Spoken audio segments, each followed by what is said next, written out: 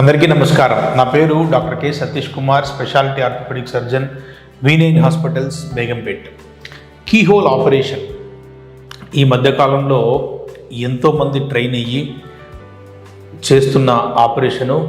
ఎన్నో ప్రాబ్లమ్స్కి చిన్న చిన్న గాయాలతోటి చేస్తున్న చికిత్సా విధానం. అయితే మరి దీంట్లో అడ్వాంటేజెస్, డిసడ్వాంటేజెస్, ఎప్పుడు చేయించుకోవాలి, ఏ ప్రాబ్లమ్స్ చేయించుకోవాలనే విషయాన్ని మనం ఇప్పుడు అబ్జర్వ్ చేద్దాం. ఫస్ట్ మొట్టమొదటిగా కీహోల్ ఆపరేషన్ అంటే అందరికీ అర్థమయ్యేటట్టుగా చెప్పాలంటే లాప్రోస్కోపీ టైప్ అంటారనమాట. మామూలుగా పెన్నులు లాంటివి చూసారు కదా, ఇటువంటి ఇన్స్ట్రుమెంట్స్ ఒక సైడ్ నుంచి పెట్టి చూసుకుంటూ ఇంకొక సైడ్ నుంచి పెట్టి చేసుకుంటూ చేసే విధానాన్ని కీహోల్ ఆపరేషన్. దాన్ని జాయింట్ లోపలికి ఆర్థోపెడిక్స్లో చేస్తాం కాబట్టి ఆర్థ్రోస్కోపీ అంటాం.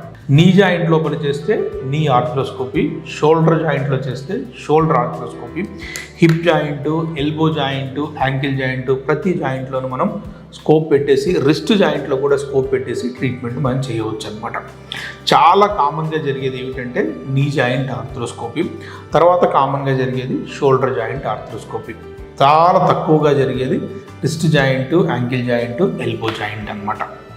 మరి ఫస్ట్ ఈ కీహోల్ ఆపరేషన్లో ఉండే అడ్వాంటేజెస్ ఏమిటి? మొట్టమొదటి అడ్వాంటేజ్ ఏమిటంటే చాలా చిన్న గాయంతో మనము పెద్ద పెద్ద ఆపరేషన్లని చేసేయవచ్చు. ఎక్కువగా కట్ చేయకపోవడం ఉండడం వల్ల ఏంటంటే రికవరీ టైం చాలా తక్కువ అయిపోతుంది. చేసిన ఆపరేషన్ బట్టి, ఉన్న ప్రాబ్లం బట్టి సేమ్ డే పేషెంట్ లేచి నడవచ్చు. చాలా ఆపరేషన్లు డే కేర్లలో మళ్ళీ సాయంత్రం ఇంటికి వెళ్ళిపోయేసి 1-2 రోజులు రెస్ట్ తీసుకున్న తర్వాత మళ్ళీ వాళ్ళ రొటీన్ జాబ్కి వెళ్ళిపోవడానికి అవకాశాలు చాలా ఎక్కువగా ఉన్నాయి.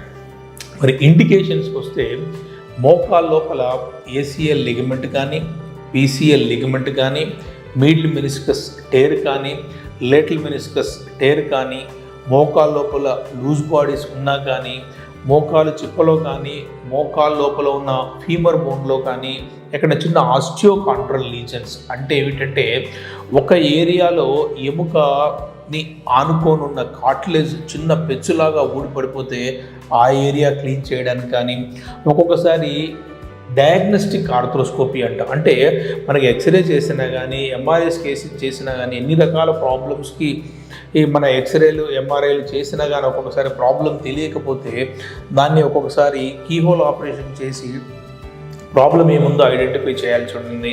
దాన్ని డయాగ్నోస్టిక్ ఆర్థ్రోస్కోపీ అంటారు. ఇంతకుముందు చేసింది మొత్తం థెరపటిక్ ఆర్థ్రోస్కోపీ అన్నమాట. ఇంకా ఎక్కడ మరి డయాగ్నోస్టిక్ ఆర్థ్రోస్కోపీ అవసరం పడుతుందంటే ఈ సైనోవైటిస్ అనే ఒక పదం ఉంటుంది మెడికల్ పరిభాషలో. అంటే ఏమిటంటే మోకాలు లోపల ఆయిల్ తయారు చేసే కణాలని సైనోవియోసైట్స్ అంటారు. అవి ఉండే లేయర్ని సైనోవియం అంటారు. ఆ సైనోవియం ఎప్పుడైతే పర్ఫెక్ట్గా ఉంటుందో హెల్దీ ఆయిల్ ఉత్పత్తి చేస్తుంది. ఆ ఆయిల్లోంచి కార్టిలేజ్కి సంబంధించిన న్యూట్రిషన్ వెళ్తూ ఉంది. సో ఆ సైనోవియం పొరలో ఏమైనా తేడా వస్తే, దెబ్బ తగలడం వల్ల కానీ, యూరిక్ యాసిడ్ పెరగడం వల్ల కానీ, ఇన్ఫ్లమేటరీ ఆర్థరైటిస్ వల్ల కానీ, ఇన్ఫెక్షన్ వల్ల కానీ చేస్తే ఒక్కొక్కసారి క్యాన్సర్ వంటి రోగాలలో కూడా బయాప్సీ చేయడానికి డయాగ్నోస్టిక్ ఆర్థ్రోస్కోపీ అనేది ఉపయోగపడుతూ ఉంటుంది. ఒక్కొక్కసారి అకారణంగా అంటే ఇడియోపతిక్ అంటాం, కారణం లేకుండా ఏది జరగదు. ఇడియోపతిక్గా ఒక్కొక్కసారి సైనోవియం బాగా పెరిగిపోయింది అనుకోండి, ఆ సైనోవియంని తీసేయడం కోసం కూడా ఈ ఆపరేషన్ అనేది చేస్తూ ఉంటాం. కొంతమందిలో రుమటాలజీ డిసీజ్ అంటే ఈ రుమటాయిడ్ ఆర్థరైటిస్ బాగా పెరిగిపోయి కండ బాగా వాచిపోయి జాయింట్ అంతా డ్యామేజ్ అయిపోయేసి మందులతోని తగ్గని పరిస్థితుల్లో ఏం చేస్తామంటే ఈ కీహోల్ ఆపరేషన్ తోటి జాయింట్ అంతా క్లీన్ చేసేసి ఆ పాడైపోయిన కండని ప్యానస్ అంటాం, దాన్ని అంతా తీసేస్తాము. అప్పుడు మందులు సమర్థవంతంగా పనిచేసి జబ్బులోంచి సాధ్యమైనంత ఎక్కువగా కోలుకునే అవకాశం ఉంది. రుమటాయిడ్ ఆర్థరైటిస్లో కూడా కీహోల్ ఆపరేషన్ మోకాల్లో ఎంతో అవసరం ఉంది. తర్వాత షోల్డర్ జాయింట్లో ఫస్ట్ ఆఫ్ ఆల్ ఏమిటంటే బాలు తొలగిపోయినప్పుడు కప్ సైడు బ్యాంకార్డ్స్ లీజన్ అని ఏర్పడుతుంది, బాల్ సైడు హిల్సాక్స్ లీజన్ అని ఏర్పడుతుంది. ఈ రెండింటిని ఒకే టైంలో క్లియర్ చేయాలి, హీల్ చేయాలి, ట్రీట్మెంట్ చేయాలి అంటే కీహోల్ ఆపరేషన్ చాలా అవసరం. కొంతమందిలో ఈ భుజాన్ని ఆడించే కండ రొటేటర్ కఫ్ అంటారు, ఆ కఫ్ కట్ అయిపోతుంది. ఆ కఫ్ని ఇంత పెద్దగా కట్ అయిపోయిన కఫ్ను కూడా చిన్న చిన్న గాయాలతోటి ఆపరేషన్ చేసే విధానాన్ని కీహోల్ ఆపరేషన్ అంటారు. కొంతమందిలో ఫ్రోజన్ షోల్డర్కి మా దగ్గర అయితే డిస్టెన్షన్ హైడ్రోడైలిటేషన్ అనే లేటెస్ట్ టెక్నిక్ ఇంజెక్షన్ ద్వారా చేస్తున్నాము. కొంతమందిలో దానితో కూడా సెటిల్ అవ్వనప్పుడు ఏం చేస్తామంటే ఆర్థ్రోస్కోపిక్ కీహోల్ సర్జరీ తోటి డిబ్రేడ్మెంట్ చేస్తూ ఉంటామన్నమాట. సో దానివల్ల కూడా ఏమైపోతుందంటే జాయింట్ అనేది క్యాప్సూల్ రిలాక్స్ అయిపోతుంది, టెండాన్స్ అవన్నీ ఫ్రీ అయిపోతాయి, జాయింట్ ఫ్రీ అయిపోయే అవకాశం ఉంది అన్నమాట. కొంతమందిలో ఈ భుజాన్ని ఆడించే ఎల్బో జాయింట్ని ఆడించే కండరము బైసెప్స్ టెండాన్ అనేది లోపల సగం పాడైపోయి అటు ఇటు కదులుతూ బాగా ఇబ్బంది చేస్తూ ఉంటుంది. దాన్ని కుట్టడానికి కానీ దాన్ని కట్ చేయడానికి కానీ కాటరైజ్ చేయడానికి కూడా మనము కీహోల్ ఆపరేషన్ అనేది చేస్తూ ఉంటాం అన్నమాట. ఇవాళ రేపు కీహోల్ ఆపరేషన్ తోటి 100కి 90 రకమైన రుగ్మతల్ని మనము క్లియర్ చేయగలుగుతున్నాం. కీహోల్ నీ జాయింట్లో కానీ కీహోల్ షోల్డర్ జాయింట్లో కానీ. అవి కాకుండా రిస్ట్ జాయింట్లో టీఎఫ్సిసి ఇంజరీ అని ఉంటుంది, ట్రయాంగులో ఫాబ్రో కార్టిలేజ్ లిగమెంట్ కాంప్లెక్స్ ఇంజరీ అని అంటాం. అవి ఏమైపోతుందంటే అది కట్ అయిపోయినప్పుడు ఈ మూమెంట్లో చాలా ఇబ్బంది ఉండే అవకాశం ఉంది, ఈ మూమెంట్లో చాలా ఇబ్బంది అవకాశం ఉంది. అప్పుడు ఆ లిగమెంట్ కాంప్లెక్స్ని క్లియర్ చేయడానికి కానీ క్లీన్ చేయడానికి కానీ కుట్టడానికి కానీ ఈ రిస్ట్ ఆర్థ్రోస్కోపీ అవసరం పడుతుంది.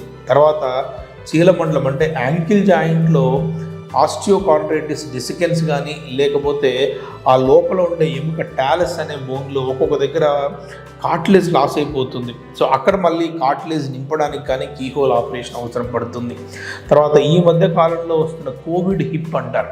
ఈ కోవిడ్ హిప్లో ఒక్కొక్కసారి జాయింట్ లోపల లూజ్ ముక్కలు ఉండి జాయింట్ పాడైపోతే జాయింట్ డిబ్రేడ్మెంట్ చేసేసి లోపలికి ఆయిల్ కానీ పిఆర్పి కానీ బీమ్యాక్ కానీ ఇవ్వడానికి ఈ కీహోల్ ఆపరేషన్ అవసరం పడుతుంది.